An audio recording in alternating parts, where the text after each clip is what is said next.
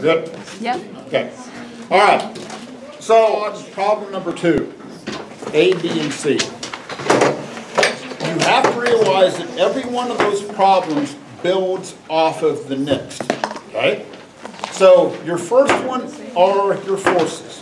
It's already moving. Force normal, gravitational pull, it slides along, it falls off. The only thing you have left is gravity. Okay? Make sure you draw that to scale. Make sure that I see what that scale is. On part B, you draw your acceleration vectors. So to determine if it's accelerating, look at what happens with your force vectors up above. If your force vectors up above are all balanced, there is no acceleration. If there's an imbalance of forces, then you have an acceleration. Okay? Now, on C, you're drawing your velocity vectors. Your velocity vectors, if they're going to change, are driven by the acceleration vectors up above, which are drawn by the force vectors up on A. So basically, if there's no acceleration, your velocity vectors aren't changing. If there is an acceleration, then your velocity vectors change in that direction. Okay? So that's the big picture. Okay. On the back side, when you look at 5 and 6, here's what you should see. This is actually, in both situations, you're moving at 32 meters per second, and they're complementary angles, so like 30 degrees and 60 degrees. So in theory, what should happen is that the ranges are the same. So basically what you're doing is on the 30-degree angle, you have a big Vx, but you're not in the air very long. On the 60-degree angle, you have a smaller Vx, but you're in the air a lot longer. So the two basically kind of balance out. So both of your ranges on 5 and 6 should be around 90. Okay?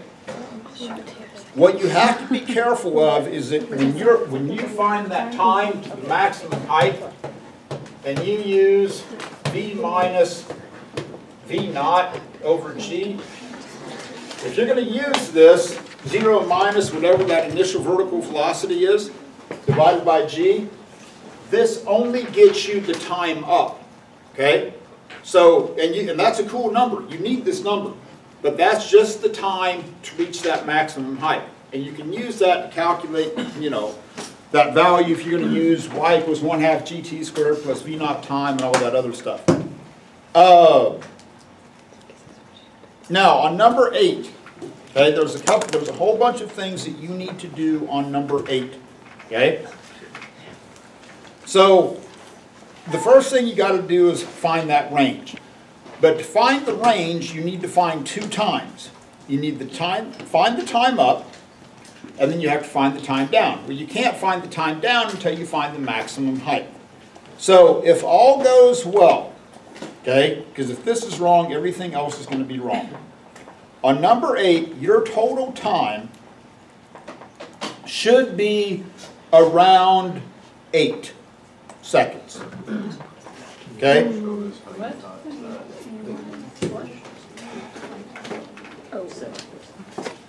You're going to use this to find the time up. You're going to use v squared minus v naught squared over 2a to find your maximum height. Then you're going to use this to find your time down, because then you're going to know that maximum height. So you have to find 2 distinct values of time. Add those together, boom, there you go. So if all goes well, your range should be around 150 meters. Okay? Around 150. And your speed, which is, and when I'm talking about speed, I don't want the angle, all I want is just how fast it's going. That speed should be between 40 and 50 meters per second.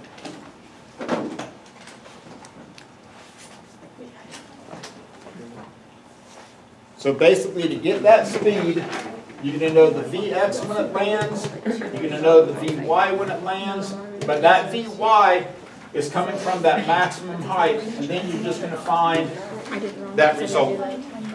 The time one. I just did the left one. The Y on the bottom is acceleration, right? What Or Y? is that A? This? Is that an A? No, that's a G. It's gravitational acceleration. So what do you use for your V naught then? Do you use the Vy in that equation to find Yes, the time? because what happens in the Y stays in the Y.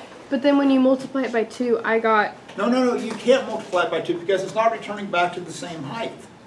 okay. It's starting here and it's falling all the way down. That's why I said once you get that maximum height, you have to use this to find the time down. You can't just double the time because it's not returning back to the same point. It's falling a lot farther down than it is on the distance on the way up. Yeah, you just can't double the time because it's not symmetrical. So these ones? That's why I said you have to find two It's just distinct this one right times here. and then add them together. So this is the next one. Yeah. So the Plus V 20. naught I hate you. The wall moved. Yeah. So once you find this one, what are they doing? Well, they're about to be yelled at. Go, Griffin, go.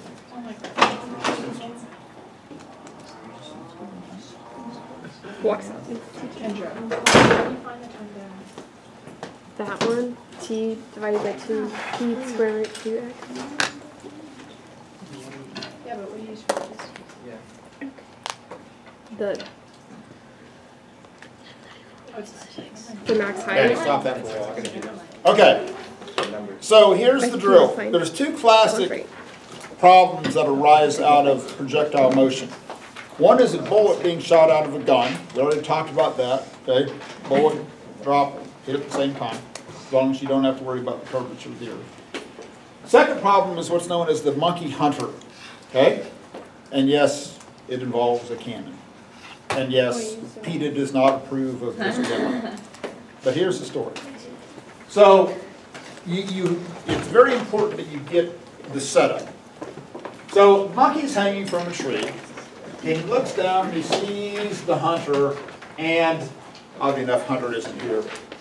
And the cannon is lined up directly at him. Okay, straight line, boom, straight at him. So, here's the setup. The monkey's clever, and he looks down and he sees this and he goes, this is bad. So, as soon as the cannon is fired, and as soon as he sees the flash, he doesn't wait for the sound, as soon as he sees the flash, and the cannonball has left the cannon, so that very instant, the monkey lets go of the tree, and the monkey begins to fall. Okay? So the cannon is shot out like this. The monkey lets go and drops.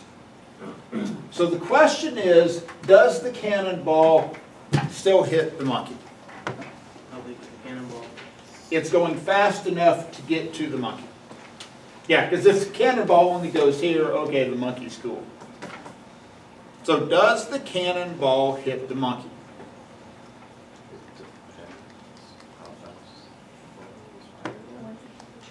What? Who hunts monkeys Because with a cannon? the monkey's going to drop at a speed of -9.8 meters per second squared, but we don't know how fast that ball's going. If it's going faster than that, then it's going to. You're right. You're throwing in a whole. You're throwing velocity and acceleration into the same mix, and you're trying to compare velocities and accelerations, and you can't. Now let's look at this. Let's step back. What is the? If you're the monkey, what are you hoping is going to happen? You're not gonna die. The cannonball will hit the tree, and then the branch will fall on the hunter, and then I'll eat him. Okay, let's not quite go that far with the story. If you're the monkey, why do you let go of the tree? So I won't So get hit by it's the cannonball. tree, not you. Yeah, so he's thinking the cannonball is going to go over the top of his head. So he's going to fall, the cannonball will go up here, and he's going to drop beneath it, and he's going to be safe. Okay, that's his perception. Now, what's the only thing that we need to know to determine how far the monkey is going to fall? We need to know two things. Distance Time. and acceleration. How far he's going to fall and the gravitational acceleration. Right? That's it. That's the only thing we need to know. So the distance that he's going to fall is going to be 1/2 AT squared plus V naught time. Monkey just lets go. We don't have to worry about that part. So if we know how long the monkey is in the air, we can figure out how far the monkey falls. Okay, if it's 0.1 seconds, if it's 0.2, whatever it is, we can determine how far this monkey is going to fall. Cool with that. Now, let's vote. That's the easy part of the problem. 1/2 AT squared, it's a quadratic function, that's easy. Cannonball presents a bit more of a challenge, okay? So, even though the cannonball is going to go up, will the cannonball start to fall? Yeah. Yeah, because it's going to fall from the straight line path that it would take if there was no gravity. So the path of the cannonball is going to be something like this. So even though the cannon is going to go up and then start to come back down, it is going to fall, but it's going to fall from that straight line path. So the question is, can this cannonball ever go above that green line? No, because that's a best case scenario that would take if there was no gravity. So the question is if this distance the cannonball falls is the same as the distance that the monkey falls, the monkey's going to get hit. If this distance is greater, he's safe. If this distance is less, he's safe. So let's go shoot a monkey. Okay. So here's the monkey. And let me kind of explain this kind of jacked up setup. So what this is, I've got a power source here that's going to generate an electric current. That's going to go through here to this switch and then back through that wire, and then it's wrapped around a bolt up in the ceiling. So a quick lesson in electromagnetic theory. If you have a non-ferrous material, that bolt, wrapped inside a coil, it will generate a magnetic field and make that bolt a magnet. But it's only a magnet as long as the electric current is flowing. Okay? So as soon as I throw that switch, that's no longer a magnet, it won't hold the monkey, it's going to begin to fall. So when I throw this switch, this lever is going to come up, hit this switch, it's going to open that up. That's no longer a magnet, the monkey begins to fall. So this is the setup. So this becomes a projectile the instant that monkey begins to fall. Okay. So turn this on. Power.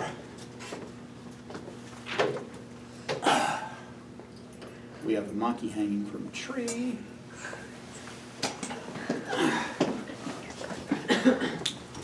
And we'll roll the dice and see what happens. Okay. Should I film the mic? 3, 2, 1. Ah, dang it. Okay. 3, 2, 1. Okay. There were the sound effects with monkeys. Okay. I know. It's That was disturbing. It really was disturbing. Okay. So let's try that. It would look just a little bit high because there's a little bit of variance on this whole deal. So we'll. He's cute. Cute. We're trying again.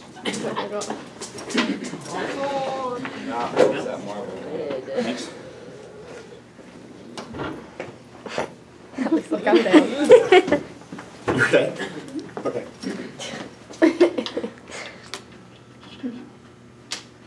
Okay. Ready. Ready? Aim.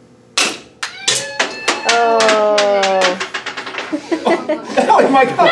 It's even worse since the ball hit him. Yeah, they had to hit him. Well, that was a good one. Okay, so here's the deal.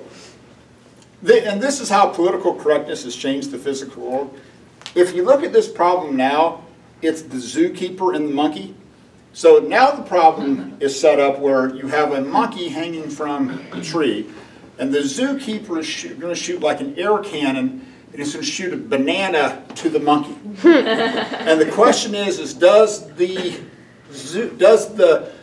monkey catch the banana that is shot by the zookeeper? So it's much more politically correct right now. Okay, so basically what happened is this. This thing got shot out. It immediately began to fall. Monkey fell. They both fell the same distance. It got hit. Now we'll try this one. It's a little bit dodgier. So now I'm not gonna pull it back all the way. I'm only gonna pull it back to like that next to the last notch. So what should happen? If that isn't going as fast, what should happen? The monkey should not get hit. No. If that ball isn't traveling as fast, what should happen? It's gonna hit the ground first. Or sooner. What'd you say? It's gonna hit the ground sooner. It's not gonna hit the monkey. It's gonna fall farther. It's gonna fall faster. Well, hold on. Okay, let's just focus on the marble. What's going to happen to the path marble? Will it take longer or shorter to get there? Shorter. Longer. Shorter. Longer, shorter. The shorter. Is that what you Yes, said? Longer. What did yeah. I say first? I don't know. So, it isn't going as fast, so it's going to take longer to get here, right? So the monkey should fall a further distance. So they should still hit, but they should still hit further down. So this one is real iffy. Sometimes it works, sometimes it doesn't. But we'll try it. I don't know what happened to marble. Well, I'd imagine the monkey. I've got the monkey somewhere. Oh, is it in there? I think it's on the marble. Marble had it somewhere. I think it's in the cabinet. This is bad. Huh? I think it's in the back of the cabinet. Hey, there it is. Yeah, it's in the cabinet. Oh my God. How did that even How did happen? that The happen? monkey. That was like the deflected it. biggest trick shot I've ever pulled off. Okay. How did that? Were the cabinets open? Yeah, the cabinets were open. No, it just. It just No, it's went not. through. What? I didn't know. The monkey deflected. Yeah. Went in. Because you have to Oscar, avoid that making has for never- moments. That has never happened. Where it hits and, yeah, okay, that was weird. Okay. No, it's because Okay, so we'll try this. Two monkeys, one marble I make no cannon. guarantees on this one, but we'll try it. Okay, 3, 2, 1. That's still pretty close. Okay? Monkey is just weird. Okay, so comes, falls, boom, still get hit, they both fall. Here we go, back together. All right, so here's what we've got. We're going to go out and do a quick lab out in the foyer by the library. And so what's going to happen is this. You're going to work in your usual groups. And what we're going to search and try and find is a whole bunch of information on the launch of this marble. So what's going to happen is this. So let's say Maddie's group is first. So I'm going to tell her that I'm going to launch this thing at 30 degrees. Okay? So here's the 2 bits of data that you need. You need to record the range, and then you need to have a couple of people timing to get the flight time. Now, to make this simple, we're going to assume that the flight is symmetrical. Technically, it's going to fall a little bit farther than when it was launched, but with what we have to time and what we have to measure, that little distance isn't going to make that big a difference. Okay? So this is going to make life simple. We're going to assume that the path is symmetrical. So you want a couple people timing, and you want one person spotting where the ball is going to land, and then you want somebody playing center field so that the ball doesn't roll all the way down to the art department, okay? Because then they're going to paint it and it's just going to be weird. So you need somebody playing center field, okay? Then you're going to get this data. Then when you get back, we're going to crunch a whole bunch of numbers. So the only thing you're going to know are 2 things. You're going to know the range, you know the total flight time. So what we're going to search for is that when you get back, what you're ultimately going to try and find is a Vx, a Vy naught, and then an overall launch velocity. And then you're going to try and find an experimental value for your launch angle. The only time, listen to me, the only time you use the angle that I give you is the last step when you're going to calculate the experimental error, which is theoretical minus experimental over theoretical times 100. That is the only time. So if Maddie's group is 30 degrees, the only time she's going to use that 30-degree angle is the last step. Okay? Don't use the 30 degrees to try and find Vx and Vy. That's the whole point of the experiment. Now, let me give you a hint. This thing's going to go up and it's going to come down here like this. What you could do is treat it like a lemming problem on the way down, where you're going to use half the flight time. So in other words, assume that it's, let's say total flight time is 2 seconds. Well, 1 second, that's when it's going to be at its maximum height. Then say, okay, hey, I'm going to fall for 1 second. What's my vertical velocity when it lands? So if you can find the vertical velocity when it lands, that had to be the vertical velocity when it was launched. Okay? So keep that in mind. So there's a whole bunch of things that you need to calculate. And everybody's numbers are going to be different.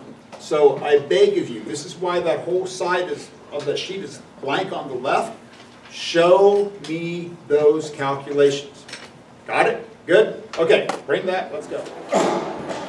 No. Who's up? Touch it. I don't have my glasses. Someone else can see. If I touch it, I'm not going to be able to touch it. You know that. Will you touch our thing? Yeah. Garfield, place on the field. Would you please? Touch our thing. Just grab it and when it comes over here? Yep. Alright. Just stop it from rolling all the way down. Watch, go and see how far. Okay, so this is just a trial so you can get an idea of where it's going to land. When it first? Oh, it's a trial. Yeah. So this is just you get some idea of where it's going to land. Okay. Okay? Well, then you go back. Nice catch. Okay, got an idea? Yeah. Okay, now, so is every time again, I'm going to go 3, 2, 1, boom. Okay? Alright. You ready So here? this is where it bounces first, right? Yes. Okay. Got it? Okay. You see me if you... I don't know. Yeah, you might go down I there. mean, you should come down here too. Okay. You ready? 3, 2, 1. Ah, sorry. My bad. My bad. You're set. Okay, you ready? No. Okay. 3, 2, 1. It's Right there. Got it? Yeah. Oh, what is Okay. You guys know where it landed? 6 years.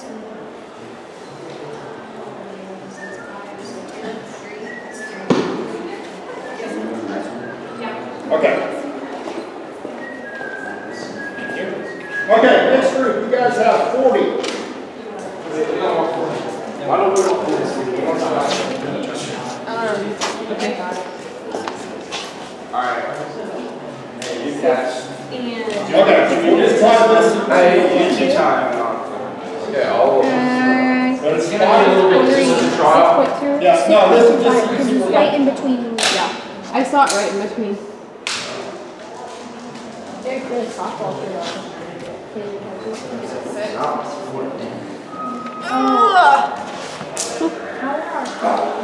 Okay, ready? What did you guys do? 3, 2, 1. Again, I'm sorry. Okay, so here's what I want you to do. Once your group gets the numbers crunched, okay? So what I want to be able to do is compare all of this data to see if we can pick up any trends. So I want you, and don't worry about putting down the units because I've got the units written up there at the top. So I want the range, the time, your calculated Vx, this initial vertical velocity, then the overall launch velocity, which would be the resultant of these two, and then your maximum height.